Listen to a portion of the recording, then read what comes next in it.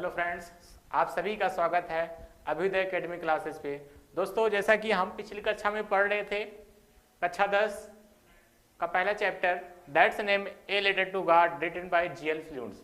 तो दोस्तों, हम कुछ पढ़ चुके थे, उसी के आगे से कंटिन्यू करते हैं। उसके पहले हम थोड़ा सा कहानी बताना चाहते हैं, हम लोग कहाँ तक पढ़ चुके थे।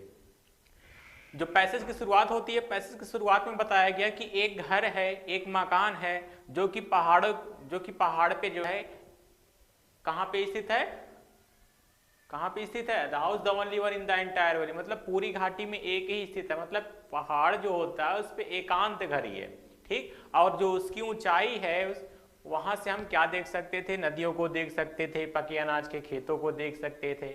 और वहां पे एक व्यक्ति निवास करता था, उसका नाम क्या था, लेंचो। और लेंचो के जो फसल थी उसको जरूरत थी बारिश की। बारिश हो नहीं रही थी तो वो क्या करता है, आसमान की ओर देखता है और अनुमान लगाता है कि काश बारिश हो जाए, और अपनी पत्नी से कहता है कि अब हमें जल्द ही क्या होने वाली है, बारिश या वर्षा की प्राप्ति होने वाली है। तो आगे हम देखते हैं कहानी को। फिर इसके जस्ट बाद उन्होंने क्या बताया कि जब बारिश होने लगती है तब वो कहते हैं कि जो बड़ी बड़ी बूंदें गिर रही हैं वो कितने सेंट की हैं, वो 10 सेंट की हैं, और जो छोटी बूंदें गिरती हैं वो 5 सेंट की होती हैं।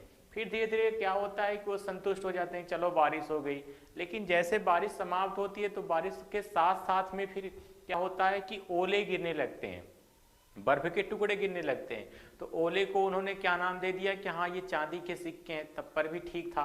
लेकिन फिर क्या हुआ कि जो ओले गिर रहे थे वो लगातार 1 घंटे तक पूरी घाटी पे गिरते रहे, और उसकी वजह से क्या हो गए कि उनके जो फसल थे वो सारी फसल क्या हो गए, खराब हो गए। और जो उनके लड़के थे वो क्या कर रहे थे, वो बर्फ के टुकड़ों को इकट्ठा करने के लिए या फिर जमे हुए मोतियों को इकट्ठा करने के लिए बाहर दौड़े। ठीक, यहाँ तक हो गया। फिर अब उन्होंने कहा क्या था कि अब वास्तव में बुरा हो रहा है। कैसे कहा था, चिल्ला के, अब तो बुरा हो रहा है और मैं आशा करता हूं कि यह शीघ्रता से क्या हो जाएगा, समाप्त हो जाएगा। 1 घंटे तक क्या होते रहे, ओले गिरते रहे। फिर भी कहाँ कहाँ पे गिरते रहे, पूरी घाटी में गिरते रहे, और उनके खेत ऐसे हो गए थे कि मानो उस पर क्या हो गई हो, एक नमक की परत चढ़ गई हो। फिर आगे उन्होंने बताया कि जब ओले गिरे तो ओलों के गिरने से क्या क्या नुकसान हुआ, कि जैसे पेड़ थे, पेड़ में भी एक भी पत्तियां नहीं बची, अगर पौधे हैं तो पौधों में से पूरा फूल गायब हो गया।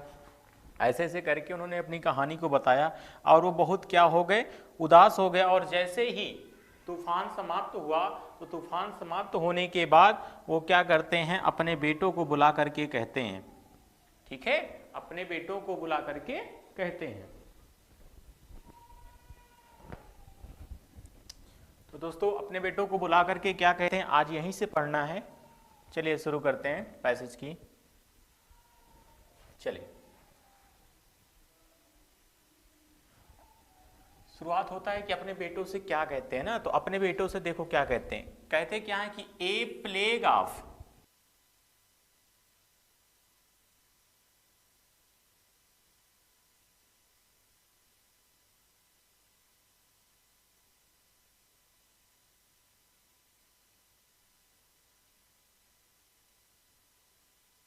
सॉरी दोस्तों, थोड़ा सा कुछ टेक्निकल इशू आ गया था, मार्कर नहीं चल रहा था। आगे देखते हैं। तो अपने बेटों से कहते क्या है, लिखा क्या है, ए प्लेग ऑफ लोकस्ट।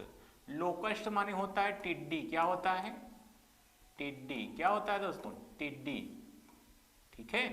उनका कहने का मतलब, प्लेग मतलब समूह, आप माने का, लोकस्ट मतलब टिड्डी।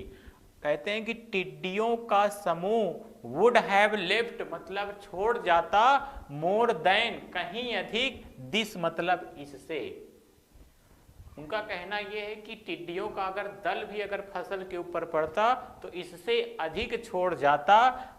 The hail has left nothing, बल्कि ओलों ने कुछ भी नहीं छोड़ा है।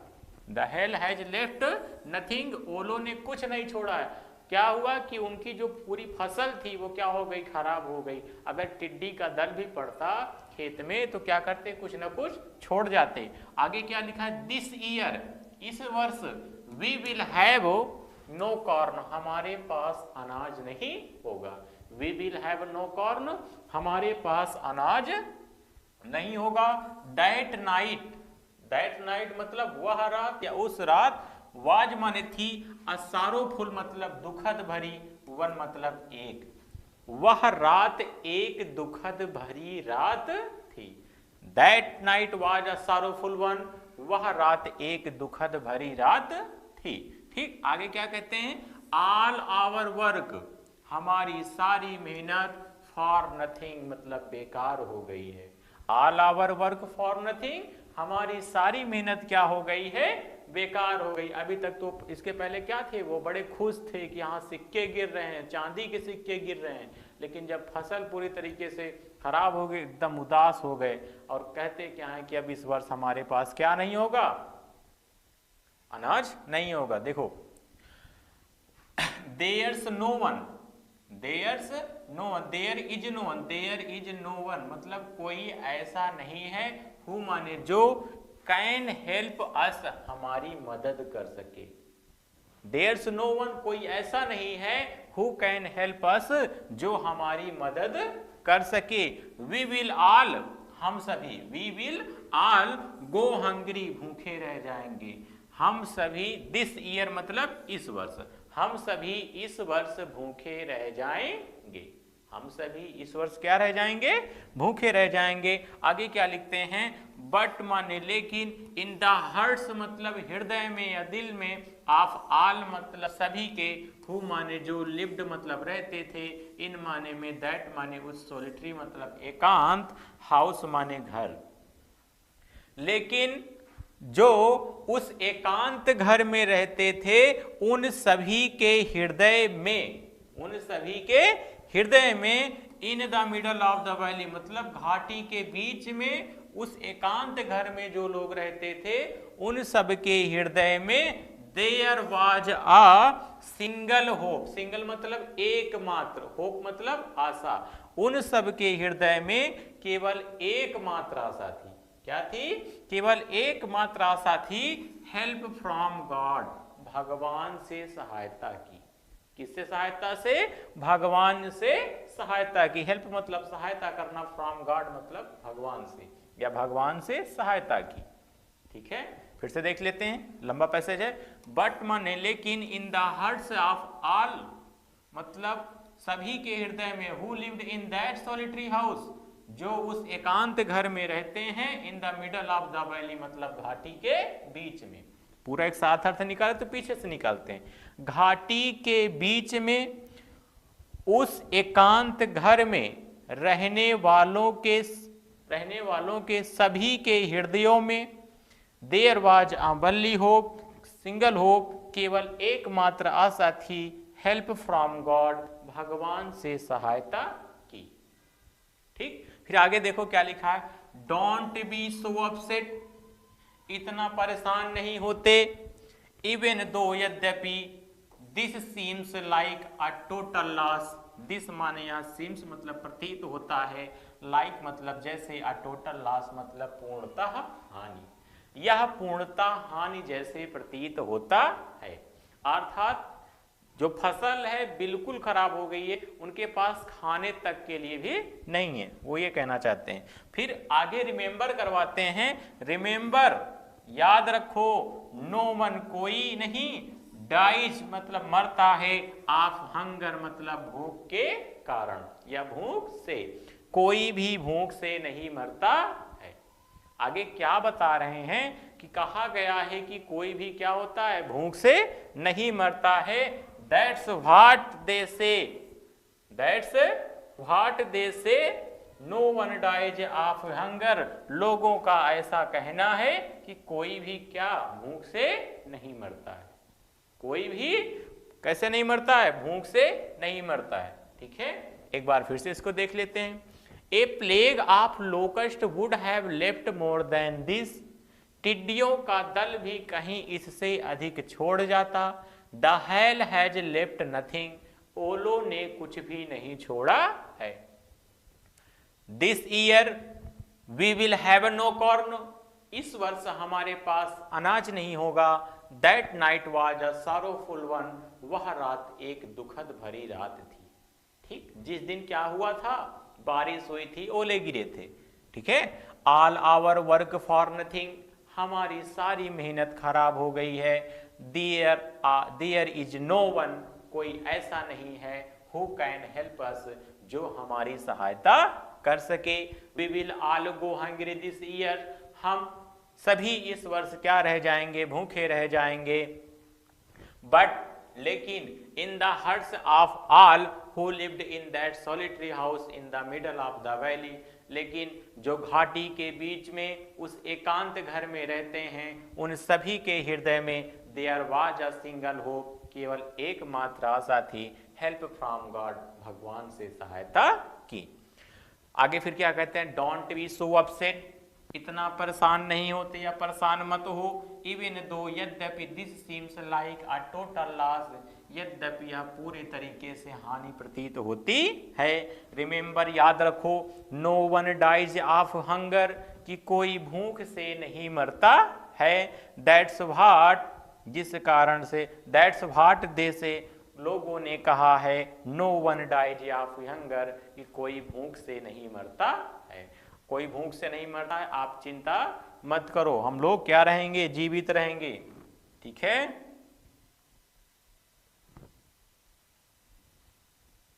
चलिए अगले वाले पैसेज को पढ़ते हैं।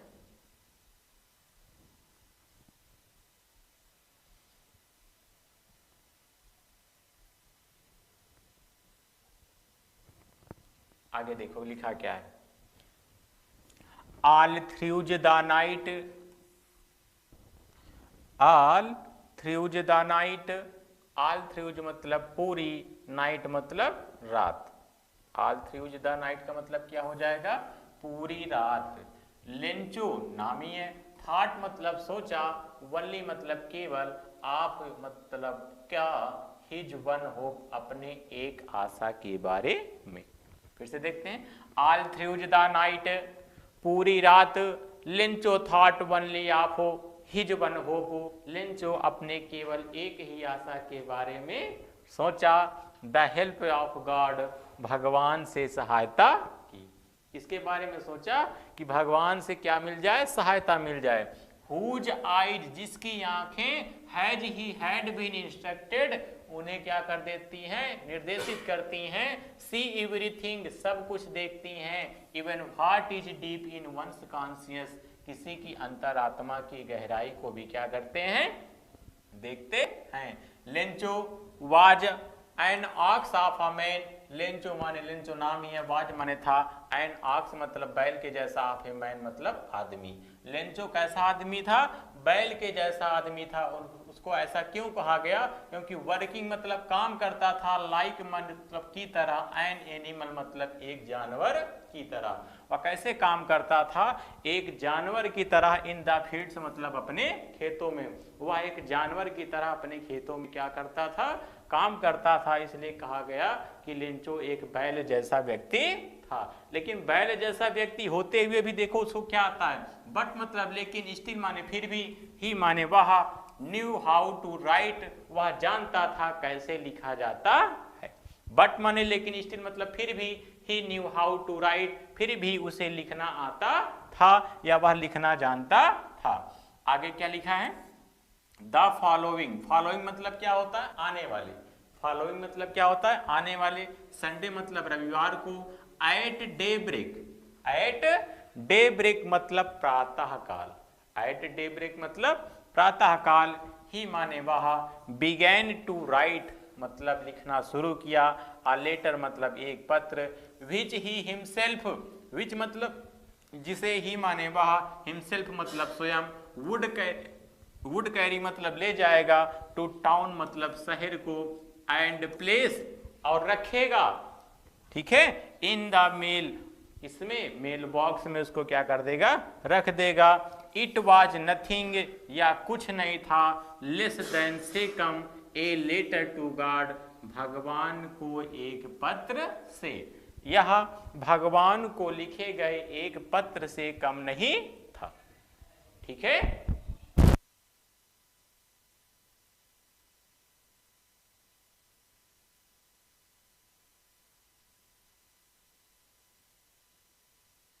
आगे देखते हैं, फिर से इतना देख लेते हैं एक बार। ऑल थ्रूज द नाइट पूरी रात, लिंचो thought only of his one hope, लिंचो अपने केवल एक ही आशा के बारे में सोचता रहा, द हेल्प ऑफ गॉड, भगवान से सहायता की।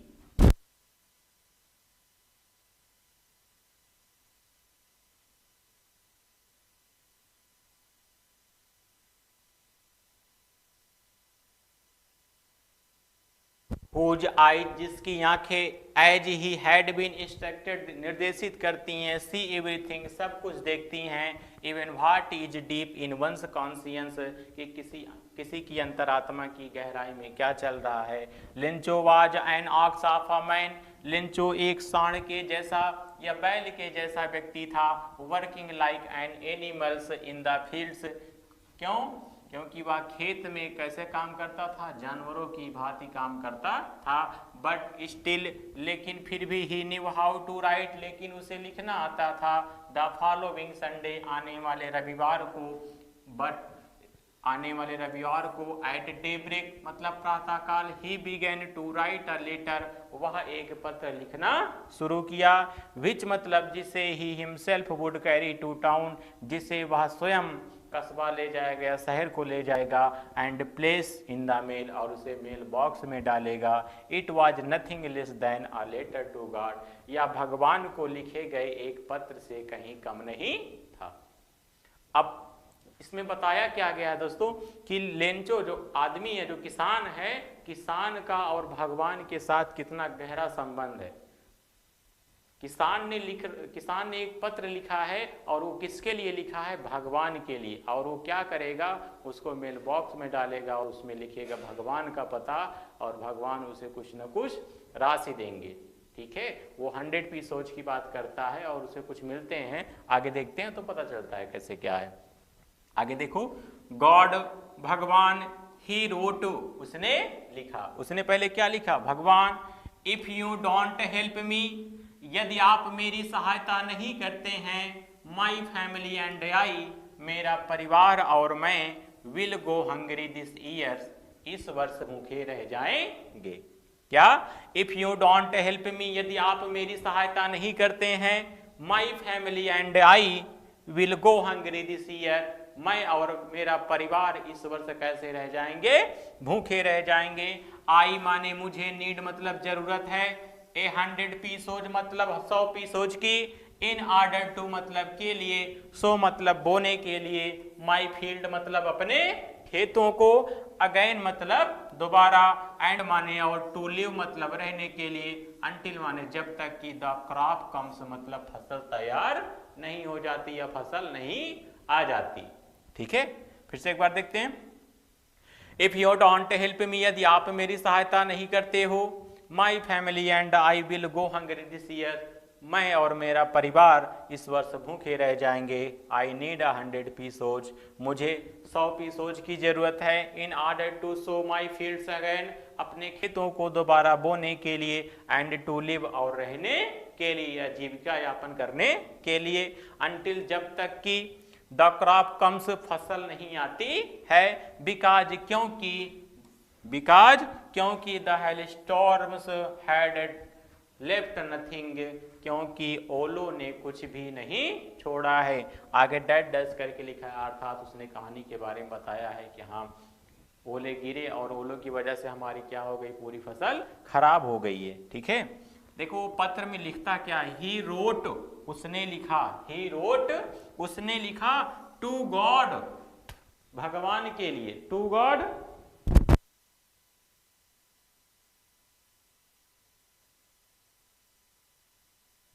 गॉड भगवान के लिए, ऑन द इनविलोप मतलब लिफाफे पर।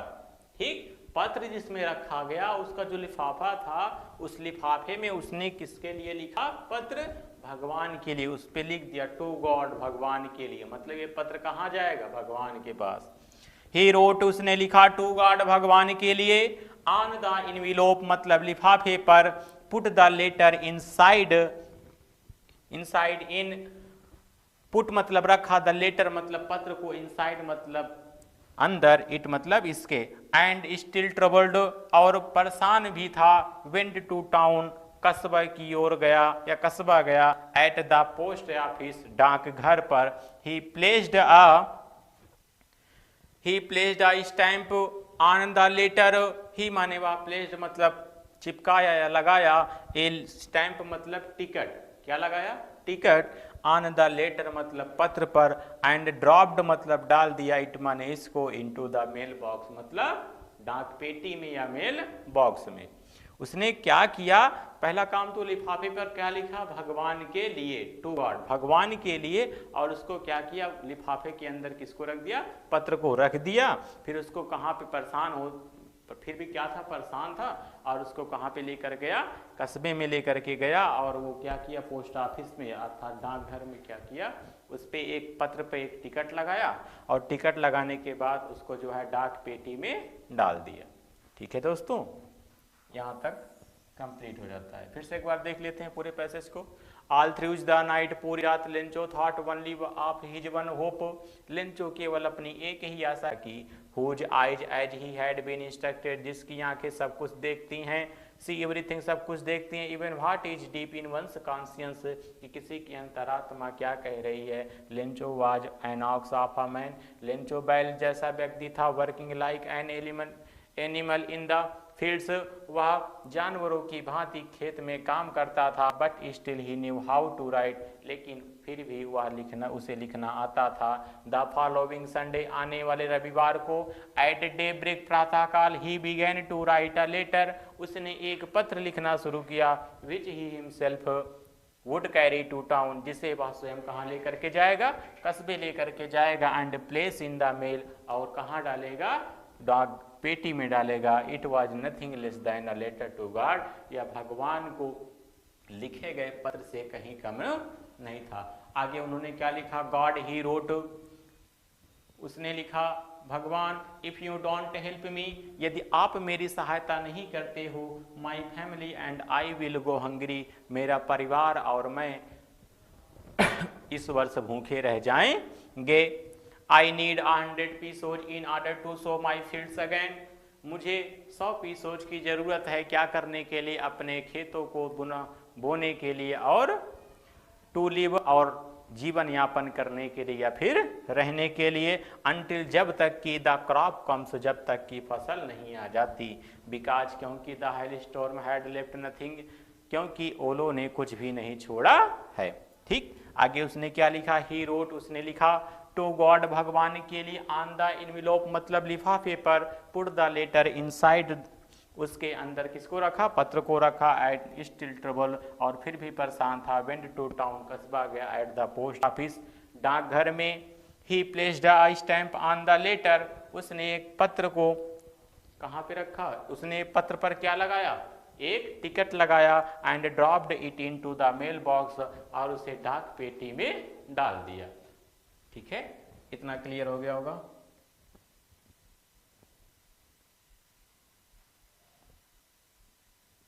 चलिए आगे देखते हैं अगला वाला पैसेज।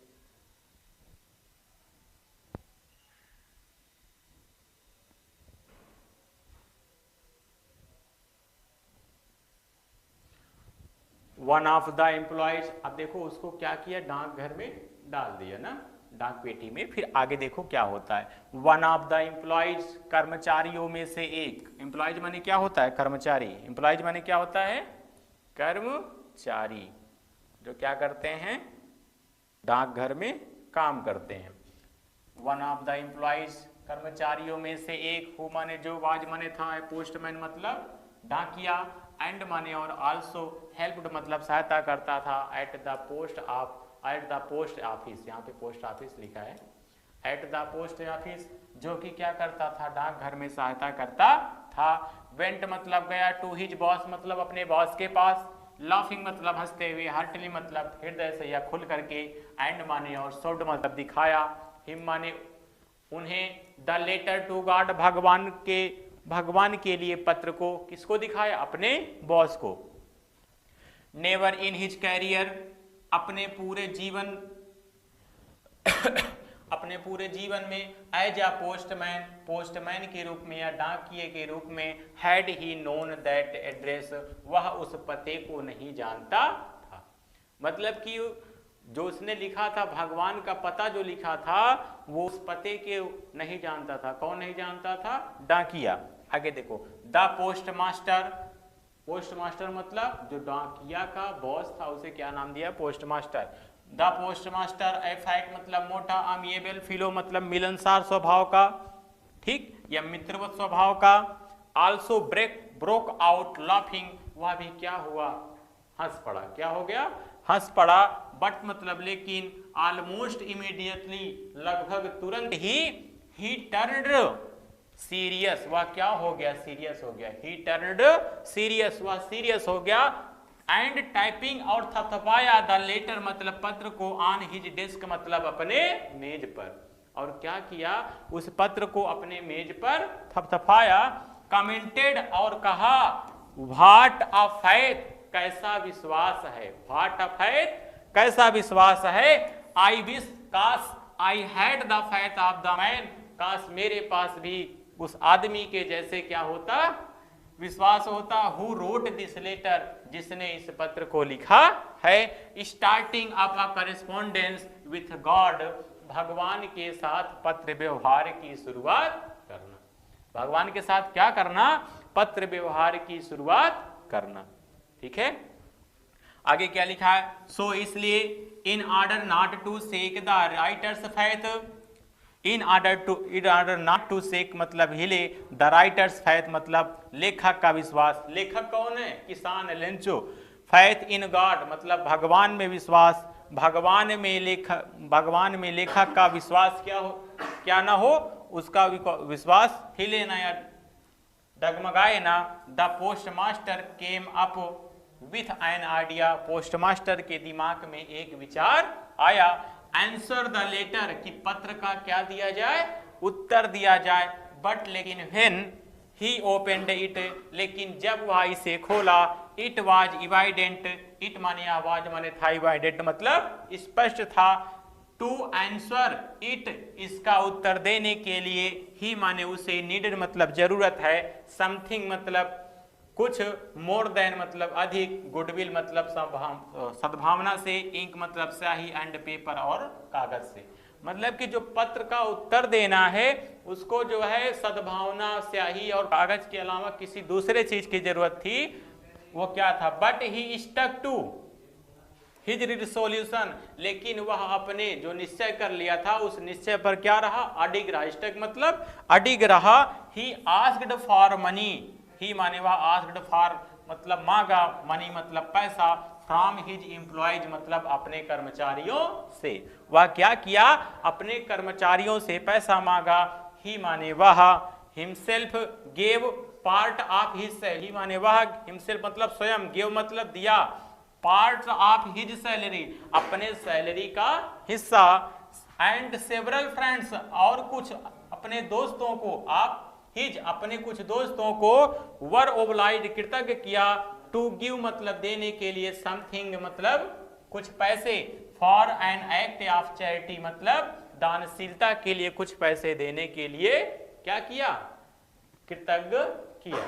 ठीक है, आई होप आप लोगों को ये पैसे समझ में आया होगा। अब इसके आगे हम लोग नेक्स्ट टर्न पे पढ़ते हैं।